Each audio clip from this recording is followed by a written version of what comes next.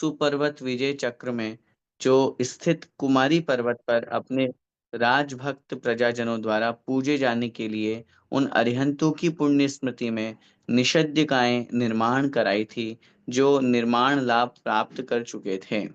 कहने का तात्पर्य ये है, चूंकि हमारे आज वर्तमान में मैं इस बात से यहाँ पर आप लोगों को इंगित करना चाहूंगा। राजस्थान में विशेष रूप से नसिया जी, बहुत से ऐसे मंदिर आपको मिलेंगे जहाँ नसिया जी कहते हैं जिनको। नसिया जी पहले निशीतिका के रूप में प्रसिद्ध थी।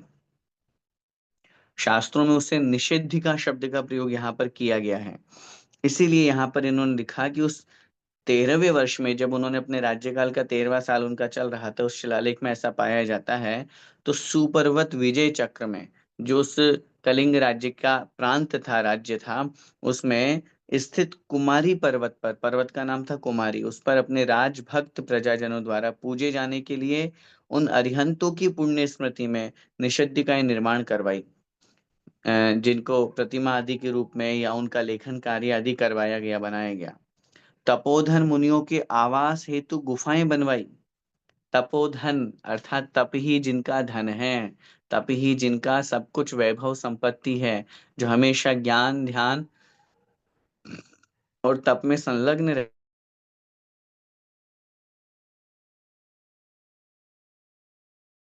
उन्होंने गुफाओं का निर्माण करवाया। स्वयं ने उस उपासक अर्थात श्रावक के व्रत ग्रहण किए और अहरण मंदिर के निकट उसने एक विशाल मनोरम सभा मंडप अर्थात अर्कासन गुम्फा बनवाई। देखिए, ऐसे महान, सबसे बड़ी बात यह है, इनके इन वर्णन और इतिहास को जब अपन पढ़ते हैं तो ऐसा लगता है इतना महान वैभवशाली चक्रवर्ती, वैभव और सम्राट भी अंतिम समय में श्रावक के व्रतों को अंगीकार करके साधना की ओर अग्रसर हो गए। इस बात से हम स्वयं विचार करें कि कितना उनके अंदर धर्म के प्रति एक संस्कार और समर्पण का भाव था। सोचिए, जहां अपने आप को एक सम्राट के रूप में प्रस्तुत किया, राजा के रूप में प्रस्तुत किया, लेकिन जब आत्म कल्याण की बात आई तो उन्होंने कहा नहीं, मुझे ये राज्य पद भी छोड़ करके अब आत्म कल्याण करना है। भगवान के लिए उन्होंने सारे निषिद्धिकाय मंदिरों का निर्माण करवाया, अपने गुरुओं के लिए गुफाओं का निर्माण करवाया, स्वयं के लिए वहां पर, न केवल स्वयं, अपने जैसे अन्य जो व्रती लोग हैं उन लोगों के लिए उन्होंने वहां पर एक सुंदर मंदिर के निकट मनोरम एक सभा मंडप बनवाए, जिसके मध्य में एक बहुमूल्य रत्न जड़ित मान स्तंभ स्थापित करवाया, महामुनि सम्मेलन भी करवाया तथा द्वादशांग श्रुत का पाठ कराया था। सोचिए, आगम और धर्म की प्रभावना के लिए क्या नहीं हो सकता। आज हमारे सामने जो सेमिनार हो रहे हैं, पॉइंट आया इसलिए कह रहा हूं, वो सेमिनार इसी बात का प्रतीक है। श्रुत का अभ्यास, आगम की जानकारी, भले ही आज अपन ने उसको नाम सेमिनार दे दिया, टाइटल कुछ भी हो, लेकिन जैसे पहले मुनि महाराजों का सम्मेलन कराना, मुनियों को एक जगह एकत्रित करना, विद्वानों को एक जगह एकत्रित करना, आजकल जो संगोष्ठियां होती है, पहले उनका रूप कुछ और था, थी तो संगोष्ठी ही, अनेक विद्वान मिलकर के अनेक नए नए विषयों पर अपनी बात रखते थे, अपने प्रमाण रखते थे, अनेक लोगों को अनेक नए विषयों का ज्ञान हुआ करता था, श्रुत का अभ्यास करवाया। तो ये सब चीजें हमारे लिए भले ही इतिहास में थी, लेकिन आज जब हम वर्तमान में इनको भले एक सेमिनार के रूप में, पाठशाला के रूप में, कक्षा के रूप में जब देखते हैं, तो कहीं ना कहीं वो परंपराएं आज भी हमें जीवित दिखाई देती है, आज भी हमारे समक्ष प्रत्यक्ष दिखाई देती है। जिनेंद्र भगवान का उपासक, वह राजर्षि जो स्वयं को भिक्षुराज कहता था, संभव है गृह और राज कार्य से विराम लेकर जैन मुनि के रूप में उसने कुमारी पर्वत पर तपश्चरण करके आत्म साधना की हो। जब ऐसा महान साधक जब व्रतों को अंगीकार कर रहा है, तो निश्चित रूप से उन्होंने आगे जा करके और जैनेश्वरी दिगंबर दीक्षा धारण की हो, ऐसा, क्योंकि वो स्वयं को जब भिक्षुराज शब्द से प्रयोग कर रहे हैं, और हमारे यहाँ पर भिक्षु जो शब्द है वो मुनिराजों के लिए कहा जाता है। भले ही वर्तमान में उसका अर्थ कुछ अलग भिन्न अर्थ में लिया जाता है, भिखारी बोल करके या दरिद्री के रूप में उसको अर्थ रूप में प्रस्तुत किया जाता है, लेकिन वास्तव में भिक्षुक का मतलब होता है जो भिक्षा अर्थात आहारचर्या, भिक्षावृत्ति, अपन जो मुनि महाराज अपने यहाँ आहार करते हैं, वो भिक्षावृत्ति कहलाती है। मैं फिर कह रहा हूँ, भले ही वर्तमान में अपन ने उसके भावार्थ को गलत रूप में स्वीकार कर लिया है, वो अपनी गलत धारणा है, ये अपनी कमी है वो। वास्तव में तो मुनि महाराजों की आहारचर्या का वही नाम है, और उस रूप में वो रह करके जब वो कब हो पाएगा भिक्षुक वृत्ति या भिक्षुक के रूप में रहना, जब वो गृहस्थ का त्याग कर देंगे, जब किसी उपाश्रय में या मंदिर में निवास करेंगे, तब उस स्थिति को वो प्राप्त कर पाएंगे। तो ये बात बहुत अच्छी बात, और उन्होंने अपने अंत समय को एक उस दिगंबर मुनि के रूप में प्रस्तुत किया। पूर्व काल में नंद राजा द्वारा ले जाई गई कलिंग जिन अर्थात अग्रजिन या आदिजिन प्रतिमा को राजा खारवेल ने मगध पर विजय करके अपने शासन के 200 और 250 वर्ष पूर्व यहाँ की प्रसिद्ध आदिनाथ भगवान की प्रतिमा को पुनः वापस लाया था।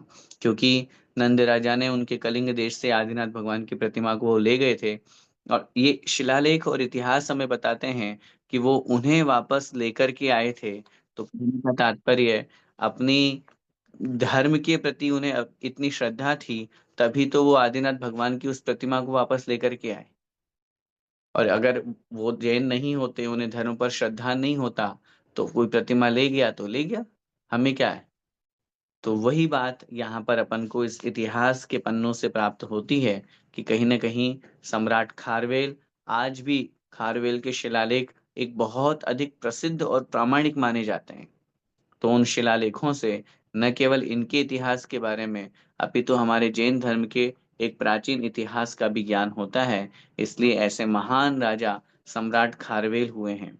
चूंकि पाठ में तो अपन 3-4 विशेष ऐतिहासिक महापुरुषों के बारे में ही पढ़ रहे हैं, लेकिन आप जब और भी बहुत से अ, इतिहास को पढ़ेंगे, अपने यहाँ पर स्वतंत्रता संग्राम में जैन नाम से एक पुस्तक आई है, आप कभी पढ़ें, किसी को इंटरेस्ट हो तो। हमारे जैन धर्म के मानने वाले जैन अनुयायी हमारे स्वतंत्रता संग्राम में भी लड़े हैं। स्वतंत्रता दिलाने में उनका भी बहुत बड़ा योगदान रहा है। ऐसे ही इतिहास को बहुत से राजा महाराजा जो हुए हैं, जो जैन धर्म के अनुयायी थे, उन्होंने हमारे जैन धर्म की प्रभावना के लिए बहुत कार्य किए हैं। इस प्रकार सम्राट खारवेल के बारे में अपन ने समझा। आइए आगे बढ़ते हैं। तीसरे नंबर का वीर मार्तंड चामुंड राय। चूंकि चामुंड राय का थोड़ा बहुत जो जीवन चरित्र है, ये हम सबने गोमटेश्वर बाहुबली भगवान के निमित्त से जान लिया है। फिर भी पुस्तक के माध्यम से अपन देखते हैं, आइए देखें। गंग नरेश जगत एक वीर धर्मावतार राजमल्ल का महासेनापति चामुंड राय था। ये जब हम बात कर रहे हैं 9वीं शताब्दी की, और वहां का राजा जो था वो एकमात्र राजमल्ल, यहाँ शब्द का उसके विशेषण लगाए गए हैं, जो गंग देश का राजा था। जगत एक वीर, संसार में उस समय के समय में वो एकमात्र वीर योद्धा था। जगदेक वीर, धर्मावतार, धर्म के अवतार के रूप में वो प्रस्तुत हुए। उस राजमल्ल का महासेनापति जो है वो चामुंड राय थे। वह बड़ा वीर योद्धा, परम जिनेंद्र भक्त, कन्नड़, संस्कृत और प्राकृत भाषा का विद्वान, कवि, ग्रंथकार, सुदक्ष सैन्य संचालक एवं जैन सिद्धांत का अच्छा ज्ञाता था। चामुंड राय की विशेषता यहाँ पर बताई जा रही है। वो भले ही राजा के रूप में प्रस्तुत नहीं हुआ, लेकिन एक प्रसिद्ध महासेनापति, सेनापति की भी एक बहुत बड़ी भूमिका होती है। सेनापति भी एक उच्च पद पर बैठने वाले महान व्यक्तित्व हुआ करते हैं। तो ऐसे उन महान सेनापति चामुंड राय ने, जो शक्तिशाली थे, वीर योद्धा थे, जिनेंद्र भगवान के भक्त थे, और सबसे बड़ी बात कन्नड़, संस्कृत, प्राकृत इन भाषाओं के वो ज्ञाता थे, विद्वान थे, कवि राज थे, ग्रंथकार थे, सुदक्ष सैन्य संचालक, जैन सिद्धांत के अच्छे ज्ञाता थे। अपनी शूरवीरता, साहस और पराक्रम के कारण उनने उसने बड़ी ख्याति अर्जित की थी। क्योंकि वही बात है कि सम्राट तो ख्याति अपने आप में उनकी हो ही जाती है क्योंकि वो राजा होते हैं। लेकिन राजा के राज्य में सेनापति का नाम होना या मंत्री का विशेष नाम होना, आज अपन विचार करें कि राजा को नहीं जानते अपन, राजमल्ल यहाँ पर नाम अपन पहली बार पढ़ रहे हो, लेकिन चामुंड राय को हम सब जानते हैं। तो कहीं न कहीं हर व्यक्ति में एक ऐसी प्रतिभा छुपी हुई होती है, भले ही वो उच्च पद पर नहीं बैठा हुआ हो, लेकिन जिस पद पर बैठता है, वहीं से अपनी प्रसिद्धि प्राप्त कर लेता है। उनकी शूरवीरता, साहस और पराक्रम ने ही उनको महान बनाया। आगे पढ़ रहे हैं, युद्ध में ऋण कौशल के कारण समर, धुरंधर, वीर मार्तंड, रणरंग सिंह, बैरी कुल कालदंड, भुज विक्रम, समर केशरी आदि उनकी उपाधियां थी। ये सब विशेषण जो है वो योद्धा के हैं, जो युद्ध भूमि में अपना कौशल दिखा करके या लिख रहे हैं युद्ध में रण कौशल के कारण जब लड़ाई झगड़ा और जब अपनी अपने देश की रक्षा के लिए, अपनी संस्कृति और समाज की रक्षा के लिए तलवार उठा करके, तीर कमान लेकर के जब कोई योद्धा चलते हैं, तो लगता है वास्तव में क्या स्थिति बन रही है। और ये जो विशेषण उनके दिए हैं, कारण, समर, धुरंधर, वीर मार्तंड, मार्तंड का मतलब होता है सिंह के मार्तंड माने सूर्य होता है, वीर मार्तंड, रणरंग सिंह अर्थात जो रण के बहुत बड़े शेर के समान है। रण माने रणरंग माने जो होता है रणभूमि, युद्ध भूमि। बैरी कुल काल दंड, बैरी माने शत्रुओं के, कुल माने समूह को, काल दंड जो नष्ट करने में काल के समान है, दंडित करने में जो काल के समान है। भुज विक्रम अर्थात जिनकी भुजाओं में बहुत बड़ा विक्रम है, मतलब शक्ति है, शौर्य है। समर केशरी, केशरी माने होता है शेर, समर माने युद्ध, युद्ध के जो शेर के समान है। ऐसी अनेक उपाधियों से वो विभूषित थे, सुशोभित थे। धार्मिक, नैतिक चरित्र के लिए सम्यक्त्व रत्नाकर, शौचाभरण, गुणरत्न भूषण, सत्य युधिष्ठिर, देवराज आदि सार्थक उपाधियां उन्हें प्राप्त थी। वो तो रण कौशल की उपाधियां थी। जब हम बात करते हैं धार्मिक और नैतिक चरित्र की, धर्म में इतने शूरवीर, नीति न्याय में इतने निपुण कि उनके लिए सम्यक्त्व रत्नाकर की उपाधि, सम्यक दर्शन रूपी रत्न से जो आकर माने बिल्कुल परिपूर्ण है, भरे हुए हैं। शौचाभरण, शौच आभरण, शौच का मतलब होता है पवित्रता, शौच का मतलब होता है लोभ का त्याग, वो जिनके अंदर आभूषण के रूप में सुशोभित हो रहा है या होता है। फिर उनका गुण रत्न भूषण अर्थात गुण रूपी रत्न ही जिनके आभूषण हैं। सत्य युधिष्ठिर, देवराज आदि उपाधियां उन्हें प्राप्त थी। वह जिनेंद्र भगवान का और स्वगुरु अजित सेनाचार्य का और अपने स्नेहमयी जननी का परम भक्त था। विशेष रूप से वह अपनी माता के बहुत बड़े भक्त थे। आगे अपन पढ़ेंगे कि माता की भावना के कारण ही उन्होंने गोमटेश्वर बाहुबली भगवान क्या उस प्रतिमा का निर्माण करवाया। आगे लिखते हैं, चामुंड राय पुराण और चारित्रसार जैसे विशाल एवं महत्वपूर्ण ग्रंथ के वह प्रणेता थे स्वयं ही। गोमटसार की वीर मार्तंडी टीका कन्नड़ भी चामुंड राय रचित मानी जाती है। चूंकि इस विषय में मैं गोमटसार की बात आई है, इसलिए मैं आपको बताऊं, जब उनके गुरु आचार्य भगवान नेमिचंद स्वामी महाराज एक स्थान पर जो उनको गुरु के रूप में वो उन्हें स्वीकार किया करते थे, जब वो स्वाध्याय कर रहे थे, तो स्वाध्याय के समय उन्होंने उनके बारे में जो कहा जाता है कि धवला आदि ग्रंथों का वह पठन पाठन कर रहे थे, अपने संघ को करा रहे थे। तो जैसे ही यह चामुंडराय सेनापति वहां पहुंचते हैं, तो उन्होंने उसका स्वाध्याय करना बंद कर दिया, पुस्तक बंद कर दी। तो उन्होंने पूछा, महाराज आपने ऐसा क्यों किया गुरुदेव? तो उन्होंने उत्तर दिया कि नहीं, इन सिद्धांत ग्रंथों को गृहस्थ नहीं पढ़ सकता। तो फिर उन्होंने निवेदन किया, महाराज अगर ऐसी बात है तो फिर इन ग्रंथों में जो लिखा हुआ है उसका ज्ञान हम गृहस्थों को कैसे होगा? क्योंकि वो तो बड़े बड़े ज्ञानी थे, सामान्य व्यक्ति तो थे नहीं। तो उन्होंने कहा फिर मैं तुम्हारे कहने पर इन ग्रंथों का सार लिख देता हूँ। चूंकि अभी आगे पढ़ेंगे, चामुंड राय का दूसरा नाम गोमट भी था। तो गोमट नाम होने से उस गोमट के कहे पर या गोमट के निवेदन पर उन धवलादि ग्रंथों का उन्होंने सार रूप लिखा। इसलिए गोमट सार, जीवकांड का, कर्मकांड का ग्रंथ उन्होंने उसके निवेदन पर लिखा, आचार्य नेमिचंद स्वामी महाराज ने। इस दृष्टि से वह गोमट सार ग्रंथ के रूप में प्रसिद्धि को प्राप्त हुआ।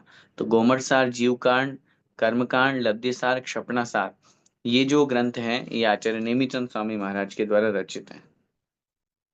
तो अब उन ग्रंथों की जो कन्नड़ टीका है वो भी चामुंडराय के द्वारा यहाँ लिखी गई, ऐसा सामने आया है। चामुंडराय की प्रेरणा अथवा निमित्त से आचार्य नेमिचंद सिद्धांत चक्रवर्ती ने अपने सुप्रसिद्ध सिद्धांत ग्रंथ गोमटसार कर्मकांड, जीवकांड, त्रिलोकसार आदि की रचना भी की थी। उनके निमित्त से, उनके निवेदन पर, जैसा मैंने अभी बताया, इन्होंने चंद्रगिरी पर्वत पर इंद्र नीलमणि की नेमिनाथ भगवान की प्रतिमा विराजमान करवाई थी एवं अपनी जननी, अपनी माता कालल देवी की इच्छा पूरी करने के लिए सन 978 ईस्वी में बाहुबली भगवान की विश्व विख्यात विशाल 57 फुट उत्तुंग ऊंचाई खड़गासन प्रतिमा निर्मापित एवं प्रतिष्ठित करवाई थी।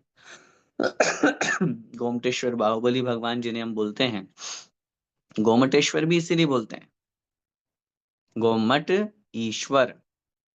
गोमट माने चामुंड राय और ईश्वर माने स्वामी। गोमट के जो स्वामी हुए, गोमट के जो भगवान थे, ऐसे बाहुबली भगवान। इनकी माता की इच्छा हुई मुझे बाहुबली भगवान के दर्शन करने, और आसपास कहीं पर उनको बाहुबली भगवान की प्रतिमा नहीं मिल पाई। तब उन्होंने, जहां आप लोग भी गए हुए हैं, चंद्रगिरी और विंध्यगिरी दो पहाड़ी है, तो उस चंद्रगिरी पहाड़ी से कहा जाता है सामने उन्होंने एक उस शिला के ऊपर तीर चलाया, और उस तीर वह जहां लगा उसको नाभि स्थान मान करके, और उन्होंने उस शिल्पकार को वहां पर, सोची कितनी बड़ी बात है, उस शिल्पकार को इस रूप में प्रस्तुत किया कि मैं तुझे इस प्रतिमा का, यह प्रतिमा ऐसी अद्भुत बननी चाहिए, इतनी अच्छी बननी चाहिए, शिल्प इतना अच्छा होना चाहिए कि तुम इस इस शिलाखंड में से, इस पत्थर में से भगवान की प्रतिमा बना रहे हो, तो जितना पत्थर तुम निकालोगे तुम्हें उतना बराबर सोना दिया जाएगा, स्वर्ण दिया जाएगा। वहां पर इतिहास लिखा हुआ है, पढ़ा हमने जब, तो जब शिल्पकार पत्थर से उस शिला से पत्थर निकाल रहा था, प्रतिमा का निर्माण कर रहा था, तो एक बार उसके मन में लोभ आ गया। उसने सोचा कि थोड़े की जगह ज्यादा पत्थर निकाल देता हूँ। तो जैसे ही उसने ज्यादा पत्थर निकालने का भाव किया, अचानक से वो छेनी जो है वो उसके हाथ से छूटी और उसके अंगूठे पे लग गई, पैर के अंगूठे पे, और वहीं कट लग गया, खून निकल गया। कहते हैं उसी समय उस शिल्पकार को समझ में आ गया कि नहीं, मुझे गलत काम नहीं करना, मैं गलत परिणाम क्यों रख रहा हूं, इतना मिल रहा है वो कम है क्या। फिर उसने बहुत मनोयोग पूर्वक ऐसे सुंदर जैन प्रतिमा का निर्माण करवाया। लिख रहे हैं सन 978 में बाहुबली भगवान की विश्व विख्यात 57 फुट उत्तुंग, उत्तुंग माने ऊंचाई, खड़गासन जिन प्रतिमा का निर्माण और प्रतिष्ठा करवाई, जो रूप, शिल्प और मूर्ति विज्ञान की अद्वितीय कलाकृति है। वास्तव में बाहुबली भगवान गोमटेश्वर के, श्रवण बेलगोला के जो बाहुबली भगवान हैं, ऐसे जिन प्रतिमा पूरे विश्व में कहीं नहीं है। मैं तो हमेशा कहा करता हूँ, बड़े बाबा पद्मासन में और बाहुबली, गोमटेश्वर बाहुबली खड़गासन में, इन दो प्रतिमाओं का कोई सानी नहीं है। इन दो जिन प्रतिमाओं का कोई कोई है ही नहीं। इतनी इतनी सुंदर, इतनी सौम्य, इतना अद्वितीय रूप इन प्रतिमाओं का है। तो श्रवण बेलगोला में स्थित इस बाहुबली भगवान की जिन प्रतिमा का निर्माण इस चामुंडे राय ने करवाया, प्रतिष्ठा इन्होंने करवाई, यह विश्व के आश्चर्यों में परिगणित है। हालांकि मध्य में जब मुगल शासन आया तब उस समय इस प्रतिमा को नष्ट करने के लिए उनके पास में बहुत कुछ बार-बार बात आई और उनके सामने बात रखी और नष्ट करने का कुप्रयास भी किया गया। और इतिहास में हमें पता चलता है, पढ़ने को मिलता है कि जब इसके ऊपर उन्होंने अधिकार जमा लिया, तब बहुत मुश्किल से इन्होंने इस शर्त पर कि या तो इस प्रतिमा को हम खंडित करेंगे या फिर जो हमारी अ, जो बद्रीनाथ वाला स्थान है, उसको हम उस रूप में स्वीकार करेंगे, हिंदू मान्यता का मंदिर के रूप में स्वीकार करेंगे।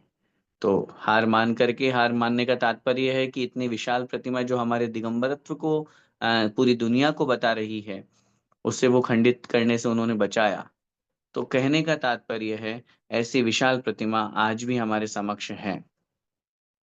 इनकी पत्नी अजिता देवी धर्मपरायण महिला थी। इनका सुपुत्र जिनदेव भी धर्मात्मा था। लगभग 990 ईस्वी सन में इस महान कर्मवीर एवं धर्मवीर चामुंड राय का स्वर्गवास हो गया। क्योंकि इन्होंने अपने उस कार्य से, उस एक कार्य से आज भी सोचिए हजारों वर्ष निकल चुके हैं। 9वीं शताब्दी से आज 21वीं शताब्दी चल रही है। 1200 वर्षों का इतिहास निकल जाने के बाद में भी आज भी वो बाहुबली भगवान की जिन प्रतिमा एक अपने आप में अद्वितीय है। हमने तो अनेकों बार दर्शन किए हैं, लेकिन जितनी भी बार दर्शन किए हैं अभी भी मन परिपूर्ण नहीं होता। बस ऐसा लगता है बस बाहुबली भगवान को निहारते रहो, उनकी वीतरागता को देखते रहो। आज भी वहां पर जब उनके चरणों का स्पर्श करते हैं तो एक अलग ही अनुभूति होती है। तो कहने का तात्पर्य यही है, ऐसे उस महान जिन प्रतिमा के निर्माण कराने वाले अपना सब कुछ उस प्रतिष्ठा उस स्थिति में सोचिए, इतनी ऊंचाई पर वो पहाड़ है और वहां पर सब कुछ सामग्री का पहुंचाना, सब कुछ व्यवस्थाएं होना, ये सब चीजें जो हैं निश्चित रूप से एक धर्म की प्रभावना का एक अद्वितीय निमित्त वहां पर वीर मार्तंड चामुंड राय के द्वारा प्रस्तुत किया गया। आइए इस पाठ का हम चौथा टॉपिक आगे पढ़ते हैं। भामाशाह। भामाशाह राणा उदय सिंह के समय में से ही मेवाड़ राज्य का दीवान एवं प्रधानमंत्री था। आज दान की जहां भी बात आती है तो हम सब लोग बड़े फक्र से या बड़े सम्मान के साथ में हम बोलते हैं दानवीर भामाशाह, आदरणीय, जिनका भी नाम लेना हो। अब आप सोचिए भामाशाह शब्द दान का पर्याय बन गया, दान का पर्यायवाची बन गया। उन्होंने क्या किया जीवन में ऐसा कि आज हम हर किसी दानवीर को भामाशाह नाम से संबोधित कर दिया करते हैं। तो वास्तव में भामाशाह कौन थे? राजा उदय सिंह जो मेवाड़ के राजा थे, मेवाड़ राज्य का वह राजा था और उनके दीवान एवं प्रधानमंत्री के रूप में भामाशाह कार्यरत थे। हल्दी घाटी के युद्ध के समय सन 1576 में पराजित होकर स्वतंत्रता प्रेमी और स्वाभिमानी राणा प्रताप जंगलों और पहाड़ों में भटकने लगे थे।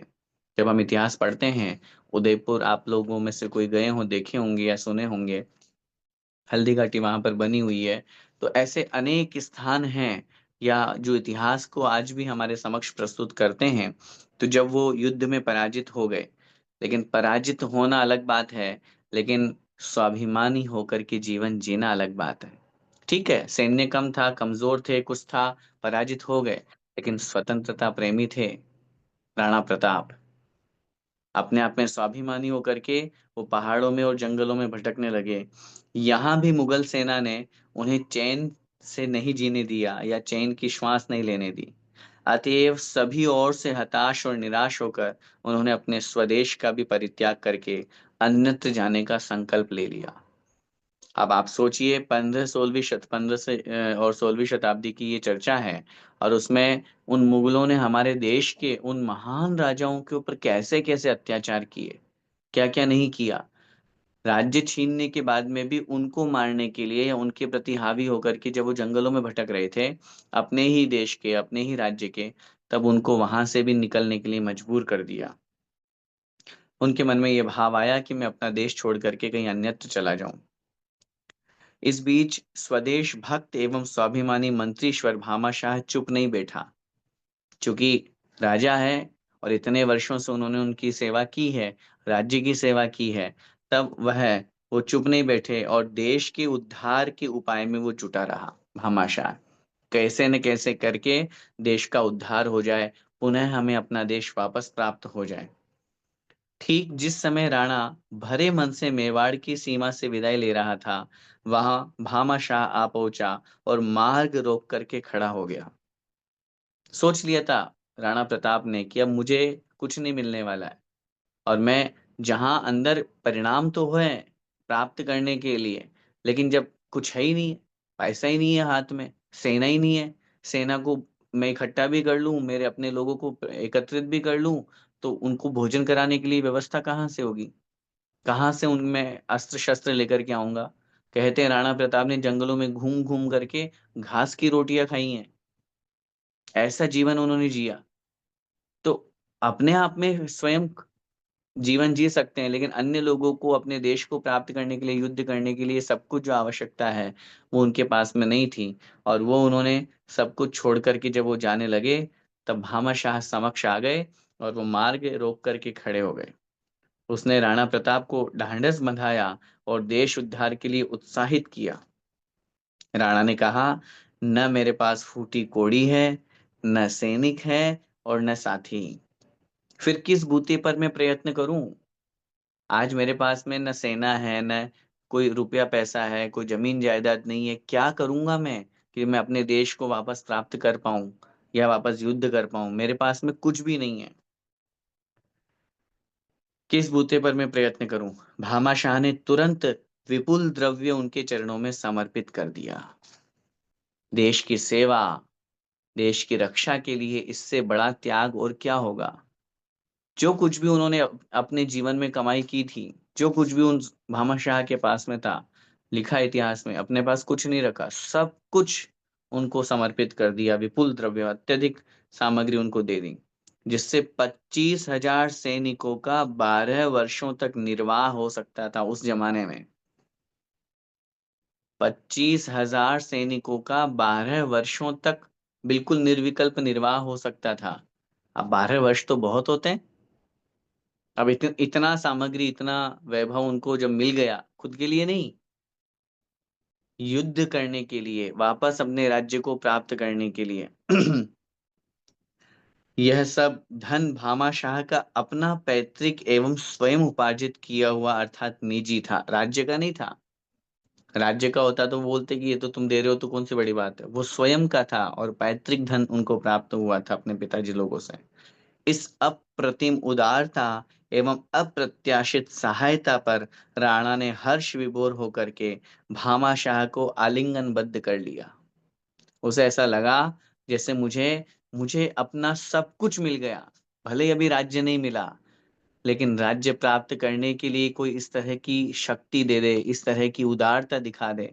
अप्रत्याशित का मतलब होता है जिसकी मैंने आशा भी नहीं की थी, जिसके मैंने सपने में भी नहीं सोचा था कि ये सब चीजें मुझे इस तरह के या इस रूप में प्रस्तुत या प्राप्त हो जाएंगी, तो भी उन्होंने वो सब प्राप्त किया। राणा ने हर्ष विभोर होकर के और भामाशाह को आलिंगनबद्ध कर लिया। वह दुगने उत्साह से सेना जुटाने और मुगलों को देश से बाहर निकालने में जुट गया। जब है भामाशाह है मेरे साथ में, उसका वैभव है मेरे साथ में, सेना को जुटाया और बिल्कुल एक उत्साहित होकर के, बिल्कुल एक्साइटमेंट के साथ में, कि जब मैं कोई काम कर रहा हूँ और मेरे पास में मेरे साथ ऐसी एक पॉजिटिविटी देने वाले हैं, सब कुछ मेरे साथ में जुड़े हुए हैं, तो फिर मैं क्यों नहीं अपने राज्य को वापस प्राप्त कर पाऊंगा। अनेक युद्ध लड़े गए, जिसमें वीर भामाशाह और ताराचंद्र ने भी प्राय लगभग बराबर भाग लिया। इन दोनों भाइयों ने मालवा पर, जो मुगलों के अधीन था, चढ़ाई करके 25 लाख रुपए और 20,000 अशर्फियां दंड स्वरूप प्राप्त कर राजा को समर्पित की और राज्य के गांव-गांव में प्राणों का संचार कर दिया। कहने का तात्पर्य है, उस मुगलों के अधीन राज्य को उन्होंने चढ़ाई की, उसके ऊपर जीत हासिल की और 25 लाख रुपए और 20,000 अशर्फियत दंड स्वरूप प्राप्त कर उन लोगों से, उन उन मुगलों से, उन मुगल राजाओं से दंड स्वरूप प्राप्त करके, क्योंकि उनका राज्य था, वो उनके माध्यम से थे, और अपने नीति न्याय से उन्होंने अपनी निपुणता से दंड लेकर के और ये सब कुछ जो सामग्री है, ये राजा को समर्पित की। अब जहाँ उस ज़माने के 25 लाख और 20,000 अशर्फ़ियाँ, हम समझ सकते हैं कि वर्तमान समय की कितनी बड़ी कीमत होगी। और वो उन्होंने दे कर के और पुनः अपने राज्य के उद्धार में लग गए। आगे लिख रहे हैं, सैनिकों को जुटाना, युद्ध सामग्री की व्यवस्था और युद्ध में भाग लेना आदि हर प्रकार से देश के उद्धार को सफल बनाने में पूर्ण योगदान दिया। हर तरह से, ऐसा नहीं कि मात्र रुपया दे दिया और काम हो गया, नहीं। उसके साथ में अपना समय देना, युद्ध का कौशल करना, युद्ध में पूरा अपना समय देना, अपनी रणनीति बनाना, सब कुछ उन्होंने किया। इन प्रयत्नों का परिणाम यह हुआ कि मेवाड़ी वीरों की रणभेदी के बाद मुगल सैनिकों के पैर उखड़ने लगे और सन 1586 ईस्वी तक चित्तौड़ और मांडवगढ़ को छोड़कर संपूर्ण मेवाड़ पर राजा का पुनः अधिकार हो गया। इस इतिहास को पढ़ने से लगता है कि आज भी उस समय के उस प्रेरणा के स्रोत, जिन्होंने देश की रक्षा के लिए, स्वदेश को बचाने के लिए अपना सब कुछ समर्पित कर दिया, जिसमें वो कोई राजा नहीं थे, स्वयं राजा नहीं थे, अपने राजा को बचाने के लिए, अपने राज्य को बचाने के लिए, अपने देश की रक्षा के लिए इतना सब कुछ लुटा दिया उन्होंने। अपनी इस उदार और अपूर्व सफलता के कारण भामाशाह मेवाड़ का उद्धारकर्ता कहलाया। वास्तव में उद्धार तो मेवाड़ का उद्धार तो भामाशाह ने किया है। यदि भामाशाह नहीं करते तो आज कुछ नहीं कह सकते हम। मेवाड़ का सब इतिहास समाप्त हो जाता। न राणा प्रताप का वह रहता, मुगलों का शासन रहता और आज हमारा देश भी स्वतंत्र हो पाता या नहीं, क्या स्थिति उस समय की आज वर्तमान तक बनी रहती।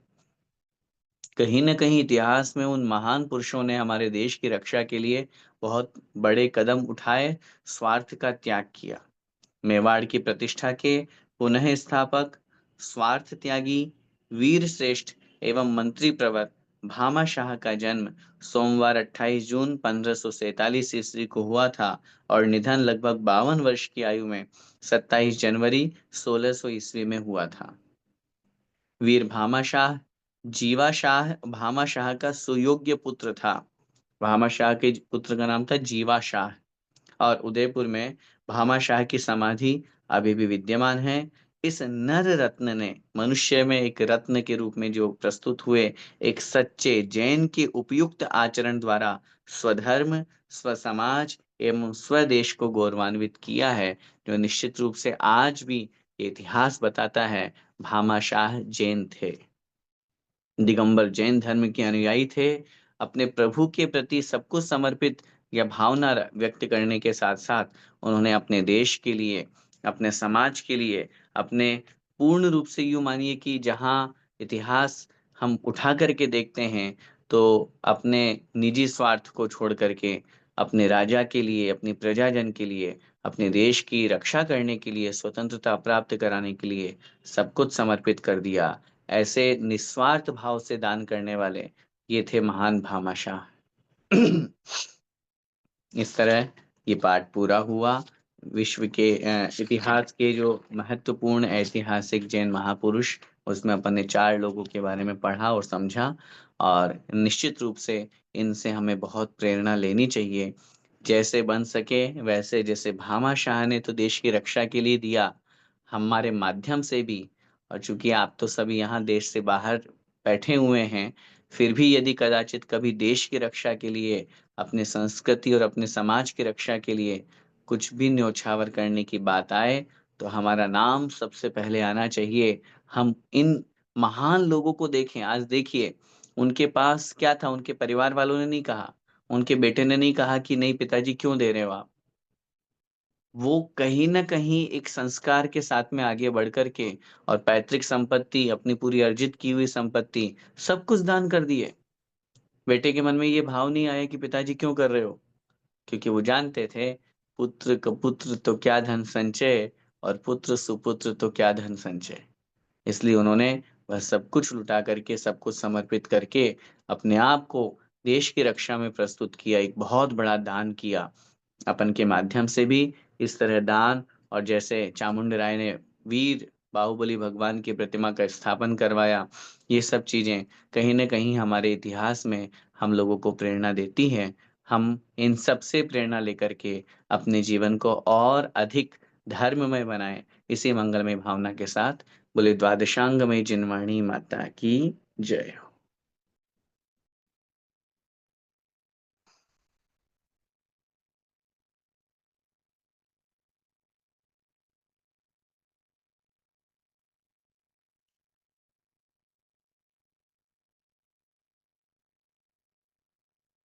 आइए, जो हमारी लास्ट क्विज थी उसका हम क्वेश्चन आंसर डिस्कस करके और रिजल्ट अनाउंस करते हैं।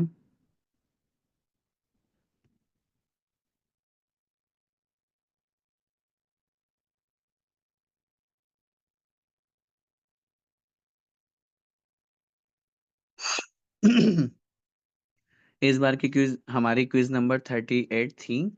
आइए देखते हैं। पहला प्रश्न हमारे सामने था, चंद्रगुप्त मुनिराज के गुरु कौन थे? Option A Bhadrabahu, option B Anant Virya, या option C Kund Kund Swami. Right answer is A Shri Bhadrabahu, जिनके बारे में अपन ने पढ़ा भी था। दूसरा प्रश्न, किसने अपनी सौत के चैत्यालय से प्रतिमा को मंगवाकर बाहर कुएं में डलवा दिया था? रानी कनकोदरी, रानी सीता, या वेदवती। सही उत्तर है रानी कनकोदरी। तीसरा प्रश्न, भरत क्षेत्र की गंगा सिंधु की सहायक नदियां कितनी हैं? 28,000, 56,000, या 1,12,000। राइट आंसर इज 28,000, क्योंकि गंगा सिंधु की 14,000 नदियां हैं। तो गंगा की 14,000, सिंधु की 14,000, इस दृष्टि से दोनों की मिलाकर के 28,000 नदियां बनती है। छह कुलाचल संबंधी कितने चैत्यालय हैं? जो जम्बूद्वीप में छह कुलाचल है उस संबंधी चैत्यालयों की काउंटिंग में, ऑप्शन ए 78, ऑप्शन बी 6, या ऑप्शन सी 16 है। Right answer is option B 6, क्योंकि जम्बूद्वीप में छह कुलाचल है, हिमवन, महाहिमवन, निषद, नील, रुक्मिन और शिखरिन। तो इन छह कुलाचलों के छह जिनालय वहां पर माने गए हैं। पांचवा प्रश्न, सिद्धि विनिश्चय ग्रंथ के रचयिता कौन है? आचार्य अकलंक देव, आचार्य पूज्यपाद स्वामी, या सी आचार्य समंत भद्र स्वामी। राइट आंसर इज ए आचार्य अकलंक देव। छठा प्रश्न, 8 वर्ष की उम्र में दिगंबर दीक्षा धारण करने वाले कौन थे? Option A Virsen, option B Jinsen, या option C Akalank. Right answer is option B Jinsen. सातवां प्रश्न, मारीची का जीव कितनी बार शिकारी बना था? 60 करोड़, 5 करोड़, या 20 करोड़। सही उत्तर है 5 करोड़।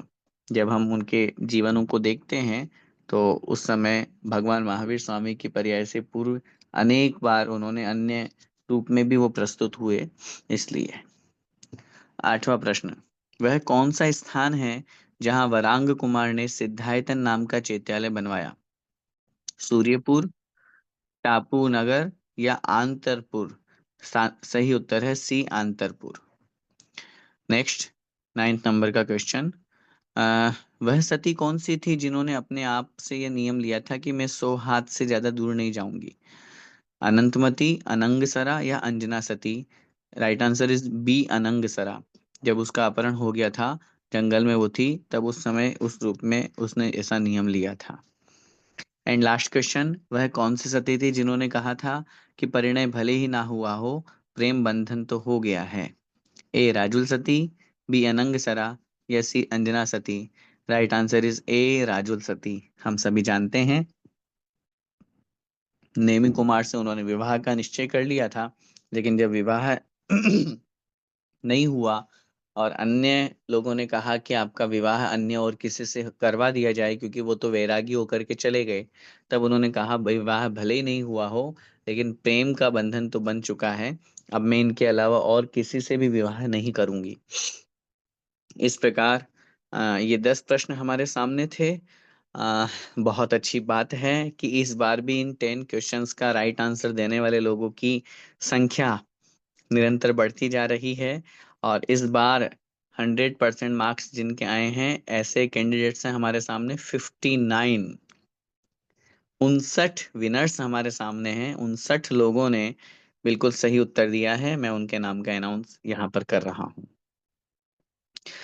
अनीता जी जैन गाजियाबाद, उदित जी जैन दिल्ली, सीमा जी जैन इम्फाल, निर्मला जी सांवला रामगंज मंडी, अनुराधा जी जैन इम्फाल, शीला जी जैन कोटा, अनंतमती जी जैन कोटा, उमंग जी जैन कोटा, आयुष जी जैन खुरई, विवेक कुमार जी जैन खुरई, वंदना जी बड़कुल खुरई, पुष्पलता जी बड़जात्या बोरीवली, मंजुलता जी रजनीकांत शाह पडरा, सुमन जी जैन कोचीन, अमर के जैन रामगंज मंडी, सुधा रानी जैन बालोतरा, मधु जैन बालोतरा, अर्चना जी अर्चना एन शाह बड़ोदरा, अर्चना जी कासलीवाल इम्फाल, सरला जी सेठी इम्फाल, किरण जी जैन गया, रंजना जी जैन पुणे, मंजू जी जैन सेठी Ranchi, Saroj ji Patni Mumbai, Sushila ji Kala Kannauj, Pragyaben Shah Barsod, Bharat you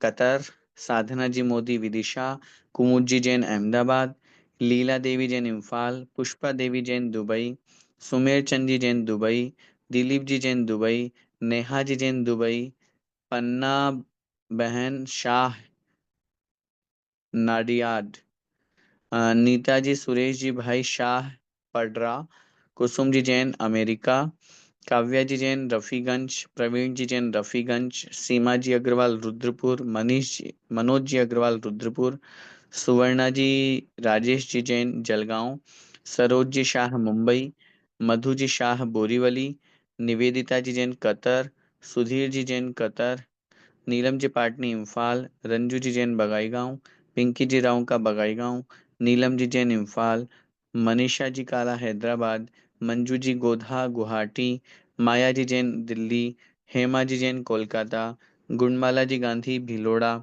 श्वेतल ji Shah Mumbai, Bina ji Jain Kota, Manjula ji Ajmera Bongaigaon, Shakuntala ji Jain Bongaigaon and last Sumitra ji Sethi Bongaigaon. इस तरह से ये 59 कैंडिडेट्स थे जिन्होंने बहुत अच्छी तरह से इसको पूरा करते हुए और 100 मार्क्स इन्होंने हासिल किए हैं। ये बहुत बहुत बधाई के पात्र हैं। मैं श्रमण संस्कृति जीसीसी परिवार की तरफ से आपको बहुत बहुत शुभकामनाएं प्रेषित करता हूँ और बहुत बहुत बधाई देता हूँ कि आपने बहुत अच्छी तरह से इसको यहाँ पर पूर्ण किया और निश्चित रूप से आगे भी इसी तरह आप इसे पूर्ण करते हुए और धर्म की प्रभावना में अपना महत्वपूर्ण योगदान देंगे, क्योंकि न केवल आपके माध्यम से अपितु अनेक लोगों के माध्यम से जब इस क्विज को सामने रखा जाता है तो सब लोग बहुत मेहनत और कोशिश करते हैं।